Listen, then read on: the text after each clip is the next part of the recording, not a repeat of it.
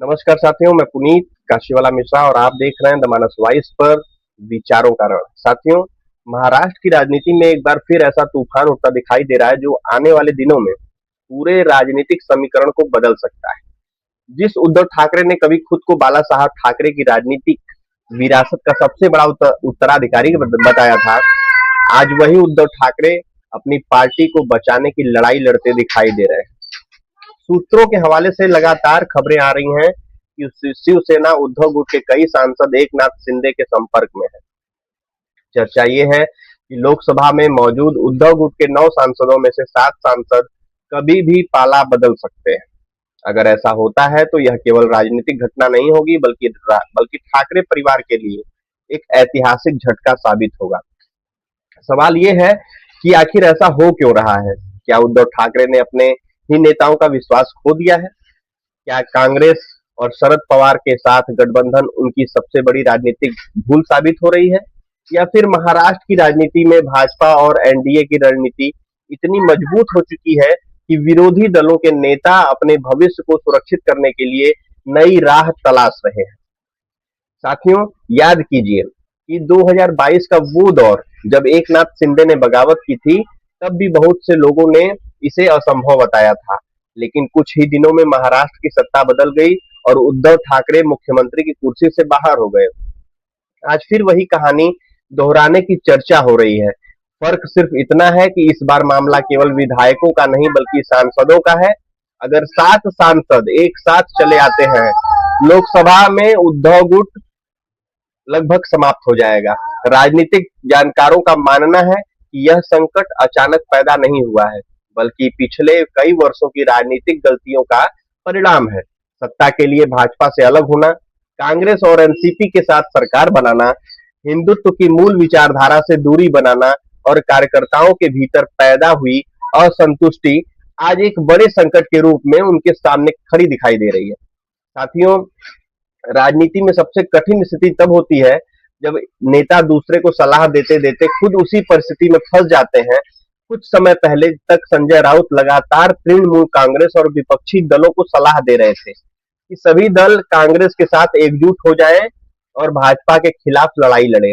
वे ममता बनर्जी और अन्य क्षेत्रीय दलों को कांग्रेस के साथ विलय तक की सलाह देते दिखाई दे रहे थे। लेकिन आज वही संजय राउत अपने ही घर में उठ रहे राजनीतिक तूफान को शांत करने की कोशिश कर रहे हैं। राजनीतिक गलियारों में यह चर्चा तेज है कि जिन सांसदों को उद्धव ठाकरे की पार्टी मजबूत स्तंभ माना जाता था, वे अब भविष्य को लेकर के अपने चिंतित हैं। उन्हें लग रहा है कि आने वाले चुनावों में भाजपा और एनडीए का प्रभाव और बढ़ सकता है, जबकि उद्धव गुट का राजनीतिक आधार लगातार कमजोर हो रहा है। यही कारण है कि कई सांसद अपने राजनीतिक भविष्य को सुरक्षित करने के लिए विकल्प की तलाश कर रहे हैं। राजनीति में नेता हमेशा वहां रहना चाहता है जहां जीत की संभावना अधिक हो। यदि किसी दल का भविष्य अनिश्चित दिखाई दे रहा है तो उसके भीतर फूट टूट शुरू होना स्वाभाविक हो जाता है। यही स्थिति आज उद्धव ठाकरे की पार्टी में दिखाई दे रही है। दूसरी तरफ संजय राउत लगातार ये दावा कर रहे हैं कि पार्टी पूरी तरह से एकजुट है। लेकिन राजनीति में जब बार बार सफाई देने की नौबत आ जाए तो समझ लेना चाहिए कि कहीं न कहीं समस्या जरूर है। अगर सब कुछ सामान्य दिखाई दे तो सफाई देने की आवश्यकता ही नहीं पड़ती। राजनीतिक पर्यवेक्षक यह भी कहते हैं कि भाजपा और एनडीए ने पिछले 10 वर्षों में जिस तरह से अपनी संगठनात्मक ताकत बढ़ाई है, उसके सामने क्षेत्रीय दलों के लिए अपने नेताओं को एकजुट रखना बहुत मुश्किल होता जा रहा है।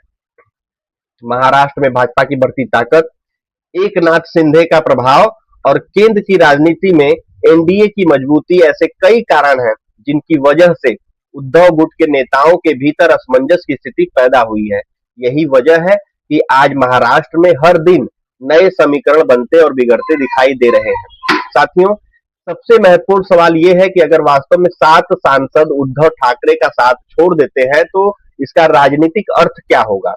साथियों, इसका असर केवल महाराष्ट्र तक सीमित नहीं रहेगा बल्कि राष्ट्रीय राजनीति में भी इसकी गूंज सुनाई देगी। लोकसभा में उद्धव ठाकरे गुट के कुल 9 सांसद हैं। यदि उनमें से 7 सांसद एकनाथ शिंदे के साथ चले जाते हैं तो उद्धव गुट केवल नाम मात्र का राजनीतिक दल बनकर के रह जाएगा। यह वही स्थिति होगी जैसे 2022 में विधायकों की बगावत के बाद बनी थी।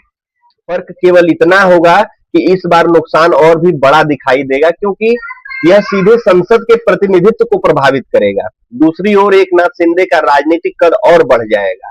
वे पहले ही खुद को असली शिवसेना का नेता साबित करने की कोशिश कर रहे हैं। यदि भाजपा भी उनके साथ आज यदि सारे सांसद शिवसेना जुट के उनके साथ आ जाते हैं तो यह दावा और भी मजबूत हो जाएगा। इसके अलावा भाजपा और एनडीए को भी बड़ा राजनीतिक लाभ मिलेगा। विपक्ष लगातार ये आरोप लगा रहा है कि केंद्र सरकार गठबंधन के सहारे चल रही है, लेकिन अगर विभिन्न दलों के सांसद एनडीए के करीब आते हैं तो यह संदेश जाएगा कि देश की राजनीति में एनडीए का प्रभाव लगातार बढ़ रहा है।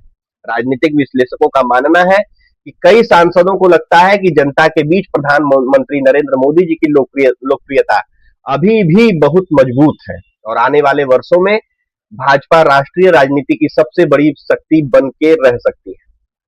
इसलिए वे समय रहते अपनी राजनीतिक स्थिति मजबूत करना चाहते हैं। यही कारण है कि महाराष्ट्र की यह संभावित टूट राष्ट्रीय राजनीति में भी चर्चा का विषय बन गई है।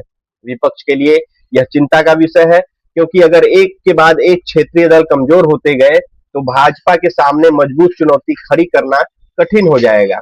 वहीं भाजपा समर्थक इसे मोदी सरकार की नीतियों और नेतृत्व पर बढ़ते विश्वास के रूप में देख रहे हैं। इसलिए आने वाले कुछ सप्ताह महाराष्ट्र की राजनीति के लिए बेहद महत्वपूर्ण साबित हो सकते हैं। अगर हम पूरे घटनाक्रम को समझना चाहते हैं तो हमें थोड़ा पीछे जाना होगा। 2019 के महाराष्ट्र विधानसभा चुनाव में भाजपा शिवसेना ने मिलकर चुनाव लड़ा था।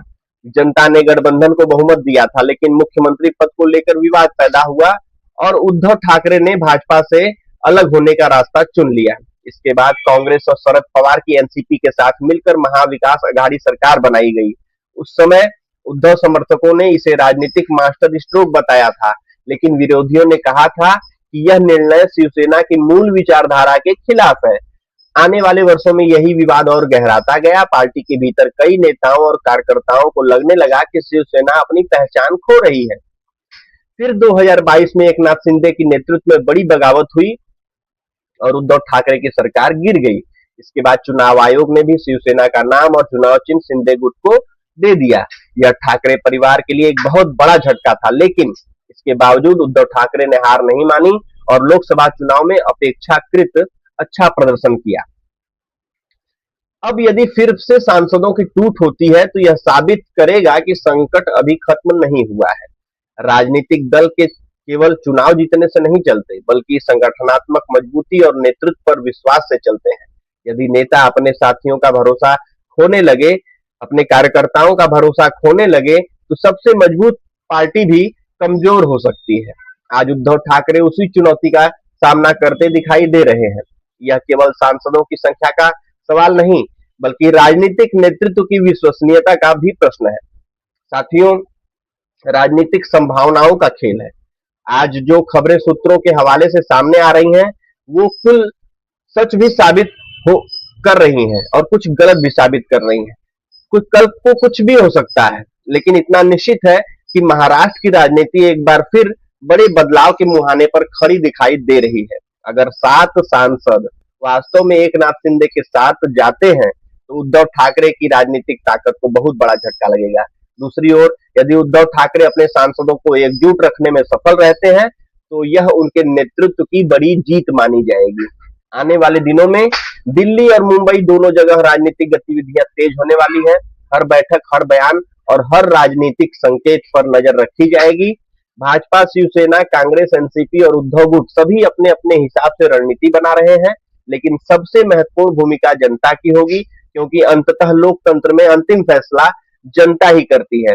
महाराष्ट्र की राजनीति में पिछले कुछ वर्षों में जितने उतार चढ़ाव देखे हैं, शायद ही किसी अन्य राज्य ने देखे हो। सरकारें बनी, टूटी, गठबंधन बदले, नेता बदले, राजनीतिक निष्ठाएं भी बदलती रहीं। अब सवाल यह है कि क्या ठाकरे परिवार इस नए संकट से उबर पाएगा, या फिर महाराष्ट्र की राजनीति में एक नया अध्याय लिखा जाएगा। क्या एकनाथ शिंदे और मजबूत होंगे, क्या भाजपा का प्रभाव और बढ़ेगा, क्या विपक्ष खुद को संभाल पाएगा? इन सभी सवालों के जवाब आने वाले दिनों में मिलेंगे। लेकिन एक बात तय है कि महाराष्ट्र की राजनीति बिल्कुल बदल चुकी है। और सबसे बड़ी बात, और भी अधिक बदलेगी। इसलिए बदलेगी क्योंकि उद्धव ठाकरे संभाल नहीं पा रहे अपनी पार्टी को।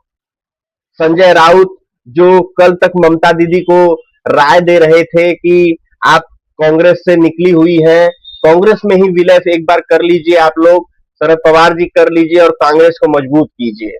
आज खुद की पार्टी पे उनके ये संकट आया हुआ है, देखिए वो क्या करते हैं। इन सभी सवालों के जवाब आने वाले दिनों में मिलेंगे, लेकिन एक बात तय है कि महाराष्ट्र की राजनीति अभी शांत होने वाली नहीं है। यहाँ हर दिन नया मोड़ आता है और हर मोड़ पर नई कहानी लिखी जाती है। इसलिए जुड़े रहिए द मानस वॉइस के साथ, क्योंकि हम आपको राजनीति की नहीं बल्कि हर बड़ी खबर सबसे गहरा विश्लेषण देने का प्रयास करते रहेंगे। जय हिंद, वंदे मातरम।